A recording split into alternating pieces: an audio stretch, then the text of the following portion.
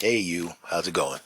Yep, that's right. It's me. It's Anthony. I'm just popping in because sometimes, I like talking to you. So sometimes I just want to check in and find out if you can relate to this at all. And it's, how they always say you can't go home again.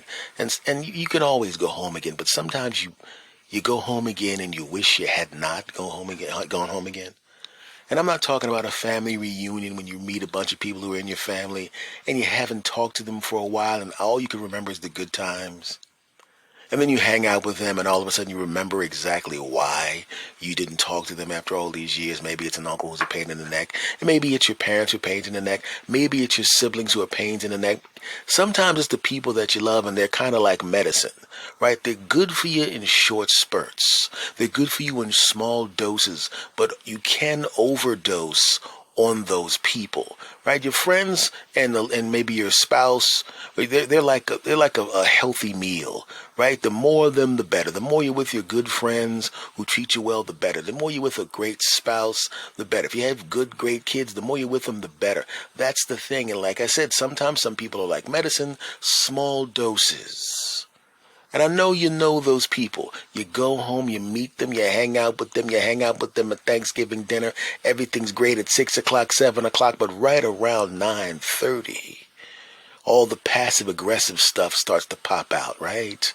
All the things they used to do when they were younger, and you thought that maybe they outgrew those traits, but they did not outgrow those traits. They start to pop up again. You're looking at the person and you're going, you're 62 years old, or you're 43 years old, or you're 30 years old, or you're 27 years old. You still have the same annoying habits you had when you were 8, 9, 10, 11, 12. What's going on?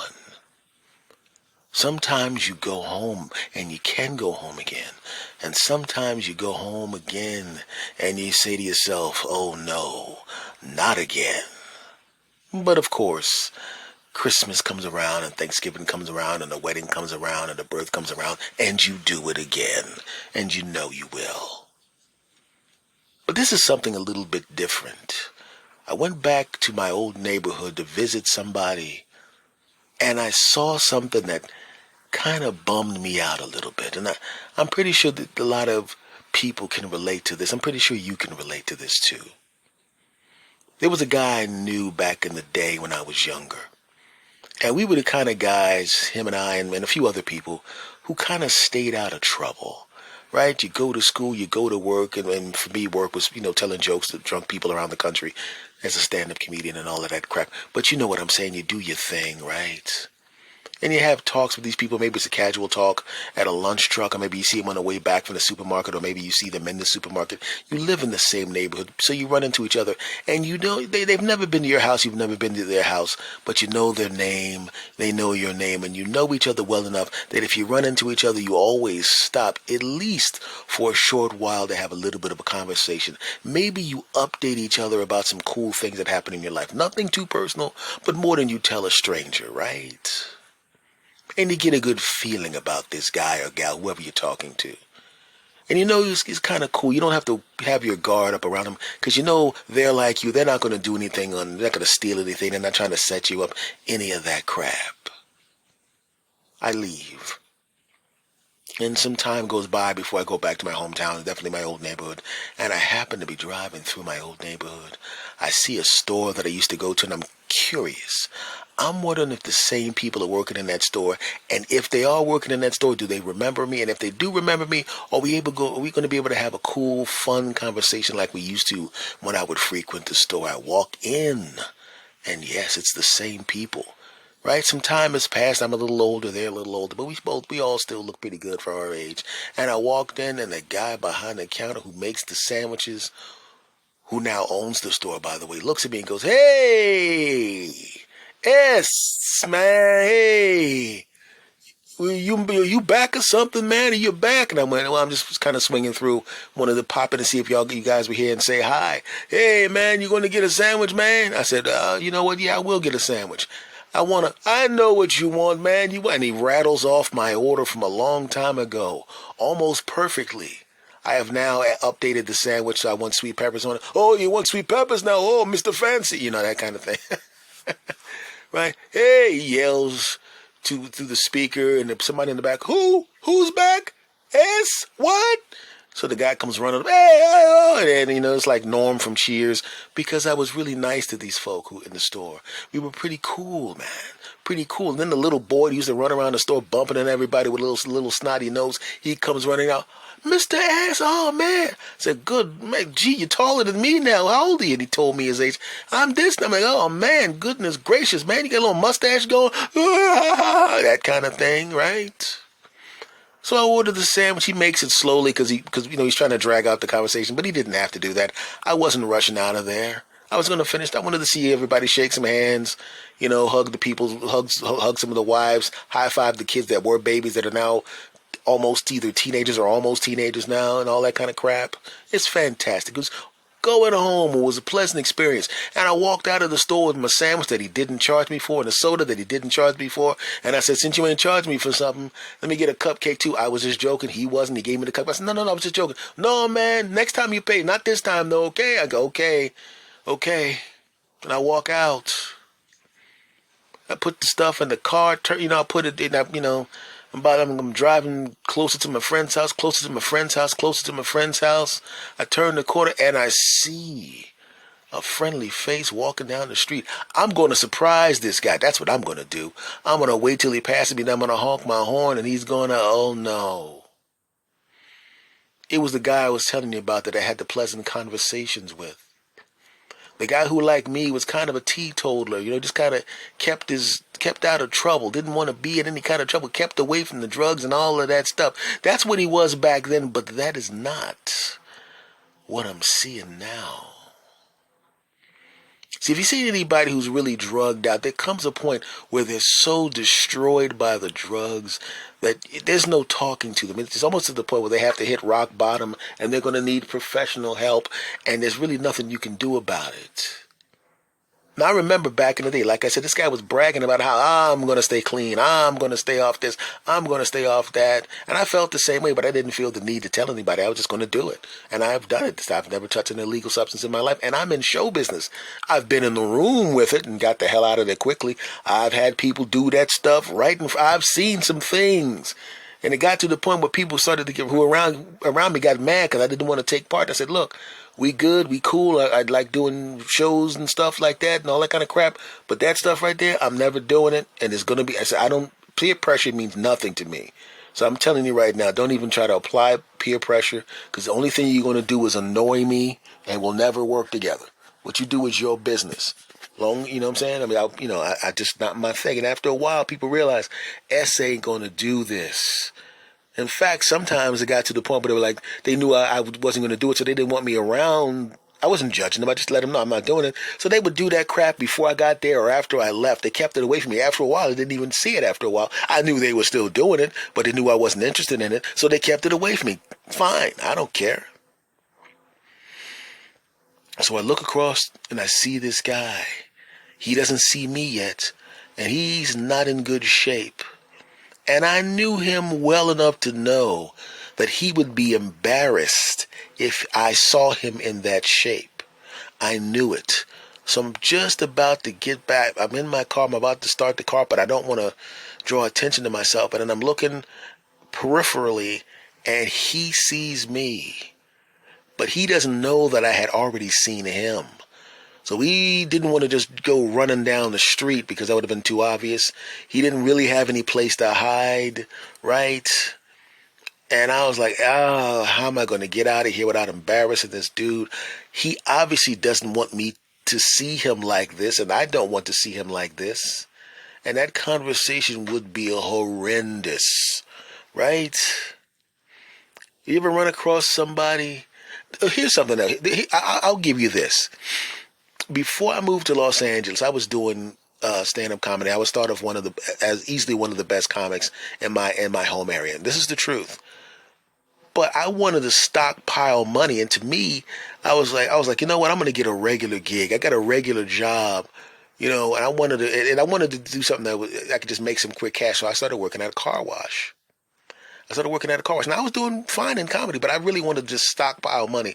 So to me, I didn't really think it was much of a sacrifice. You go to get a job, right? I was doing okay, but I wanted to stockpile some money. So I go to get a job. I'm still doing my comedy on the weekends. And that's what I was doing. But I was washing cars. And there's nothing wrong with washing cars. A job is a job, right? But someone who thought of me as really, really a special comic brought his car in, and I saw him. Oh. And there was no way to get around it. Oh. And he saw me. It was the same thing. I saw him, and I was like, I said to the manager, I tried to explain to him, there was no way I could explain to the car wash manager that I didn't want to wash this car. They weren't going to try to hear that crap. They don't care about that crap. I knew better. This guy was not exactly the most compassionate guy in the world, so I had to go out and wash the guy's car. So the guy sees me, and I'm wearing the car wash uniform, and at first he just sees my face, and he brightens up. Hey, one of the best comics in the... Oh. Now, once again, there's nothing wrong with working in a car wash. I've worked in car washes. I've worked in factories back in the day. There's nothing wrong with it, but I knew what his perception would be, and I also knew when he went back to my hometown, the first thing he would do was say he saw me where he saw me, and once again, there's nothing wrong with it, but by the time he got finished with the story, it was going to be something wrong with it in his perception. So I'm washing his tires, and he's looking at me, and he has this look on his face as if he's pitying me. There's no reason to pity me. He's looking at me, hey man, yeah, Soon as you hear the sing-songy voice, hey buddy, yeah, he started to ask about comedy, but he just assumed that I had fallen on hard times. And I'm thinking, there's nothing wrong with the job. It's a job. It's a service job. Would you think less of me if you saw me in a factory? Would you think less of me if you saw me in an office? And I realized, yeah, he would. He absolutely would. He could walk in and see me. I could be the person coming in to do arthroscopic surgery on him, and he would still look at me like, oh, you're a medical doctor, huh? A specialist. Oh, yeah, buddy. You keep doing that surgery thing, okay? Yeah. He would have still looked down on me no matter what job I did because of what my skills on stage were and his perception of why are you doing anything but comedy. I had a reason. And I thought about explaining it to him, but I knew everything that came out of my mouth at that point would sound like a lie, even though I was telling the truth. And he peeled off. And I was sitting there going, he's going to take him 40 minutes to get back to, in fact, it's not even going to take that long because he's going to be on his cell phone. Guess who I saw? Right? Fortunately for me, nobody believed him. They thought he was a schmuck for saying that stuff. And they asked me about it, and I said, yeah. They said, but you got gigs. I said, yeah, but Monday, Tuesday, Wednesday, I could go to open mic night, but I'm trying to go to L.A., man. I got to stockpile this money. They're like, oh, that makes sense, shoot. Because a lot of them had done the same things. A lot of them had done something like that. This particular guy came from kind of a well-to-do family, so it wasn't exactly like it was, he ever knew what it was like to struggle for money. But the other comics knew, so it wasn't that big of a deal. In fact, we're like, oh, shit, that's a smart move. I might do that, some of them said. So yes, he did go back and blah, blah, blah, blah, blah, blah. See, I saw S doing this, he. But as it turns out, nobody thought less of it. I didn't think they would, even if they did, who cares? Back to this guy. So he sees me, and he doesn't know that I see him, and I remember how I felt. Even though in my particular case there was nothing wrong with what I was doing. And in this case, I can't say, there's something wrong with him being strung out on drugs and anything like that. But sometimes those things are circumstances beyond your control, and it's a bad decision. But once the drugs get a hold of you, or once alcohol gets a hold of you, once these things get a hold of you, it's beyond your control. You need professional help. There was a part of me that wanted to go over there and say, hey, man, what's going on? But I know how he would have felt. And I was just working at a car wash. He was on drugs looking disheveled. I would assume that as bad as I felt, he would probably feel 10 times worse. So I made a decision, in some ways for him and in some ways for me, not to say anything to him. What I did was I made myself get out of the car, and I got some stuff out of the trunk in a slow way, and I never looked in that direction. I wanted to give him the option. I wanted to make it his choice. If he said, hey, S, and he yelled across the street to get my attention, then I would go and talk with him, right? And I even looked in his general direction and looked around as if I was trying to find something. I gave him opportunity after opportunity after opportunity to make the choice, and he kind of hid his face and turned around and hid behind this and moved this way and kind of very slowly eased down the street. And I looked as he got to the street. I saw as he got close to the corner, he very quickly and briskly walked around the corner to get away. In a way, I was glad to go home because when I went to that store, I met some really cool people that I liked from back in the day. And it made me go, yeah, man, you can go home again. But when I saw this guy, oh, and I saw the shape he was in, ooh, and I had an idea of how he would feel running into me, which is why I gave him the option of making the decision. And I let him have that. He left. And then I went on with my day. Would you have done the same thing? I mean, hey man, would you have made it a point to go over there and talk to him? You know? And I wasn't afraid to talk to him. If he had called my name, I would have went over and had a conversation with him, talked to him just like anything else. But I saw from my peripheral vision, I saw his body language. And I didn't want to embarrass this guy. You know, I would have wished that my manager at the time at that car wash for that me trying to stockpile some bread for my trip to LA, I would have loved if the manager said, you know what, you know what, two guys can do that car instead of three. You stay here and I'm gonna let that guy. It would have been nice had he done that, but he didn't even think about how I felt. It wasn't his problem. He didn't care. But I did care how that guy felt. He was already feeling bad enough. I didn't want to add shame to it. I didn't want him having a whole day on, man, I can't believe he saw me like this, man.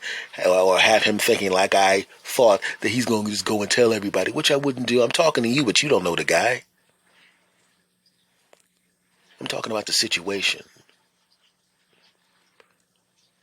So that's the thing, man. Sometimes you're in a situation where you go, man, yeah, you can go home again. You can go home again. And it's great. And sometimes you go home again and you're thinking, man, I really wish I hadn't gone home. I wish I had stayed in that store another 5 or 10 minutes. Then I wouldn't have run across that cat. Right? Or maybe if I hadn't got that cup of coffee on the way back down to Philadelphia or New Jersey and going through New Jersey and through Philadelphia to go to my own hometown. If I'd taken another route, if I'd gone someplace else in another way, or I changed the order, or if I decided to go even cut through Philadelphia or cut through New Jersey and went another way, I would have never run into him. And he wouldn't have had that moment of almost feeling ashamed because he saw me. And I wouldn't have this kind of sad feeling of seeing the state that this cat is in. It was kind of hard to find out how he was doing. I was trying to find out how he was doing from other people in a way that didn't where I wasn't trying to, give his secret away. I would ask about people who I didn't really give a crap what was going on. Hey, how's this guy doing? How's that lady doing? What about this guy? And as it turns out, yeah, he started hanging around with the same people he wanted to avoid. And they browbeat him and, gave him the old peer pressure and, hey, try some of this. And he wanted to fit in. And he tried some of that. And then when he started to fall off a little bit. The same people that wanted him to try some of that were even further down the road than him. He's not as far down as they are, but if his family, who is trying to help him, can't get a hold of him and grab him before he slides off the cliff, he's going to be just like the people he was trying to avoid. When I went back home, like I said, at the store, I was glad to be there. When I saw that cat, not so glad. But then I found that his family is literally trying their best to help the cat. They hadn't abandoned him. I felt a little better because they're pretty good people. And hopefully they can take care of business. So obviously that guy is definitely not listening to this podcast. But I do hope he's doing better now. It's been a little while since this happened. Hope he's on the right track. Sometimes you can go home again. And it's great. Sometimes it absolutely sucks. Hopefully, if you ever go home and visit your family, visit your friends, you'll have a better time. And hopefully, it'll be more like the first part of my trip, and not the second part. You dig? Cool. All right, my friends, this is my pop-in. This is pop-in number 5. You can go home again sometimes, and sometimes, you know what I mean? And hopefully, you can do that yourself. Now, do me a favor, my friends. Since you're listening, you've been listening to this podcast for years. You've been listening to this whole episode. If you like this episode, do me a favor. Tell people about this episode. Tell people about the show. Spread the word about the podcast. Okay, do me that favor. If you're not subscribed, please do. And if you see me sending links around online, if you follow me on other social media, on my social media I go by my name, S. Anthony Thomas. If you're on social media, look for me up, or just Google my name, S. Anthony Thomas, and follow all the crap that I'm doing. Okay. Much love to you, my friend, and I will see you again next time. Take care.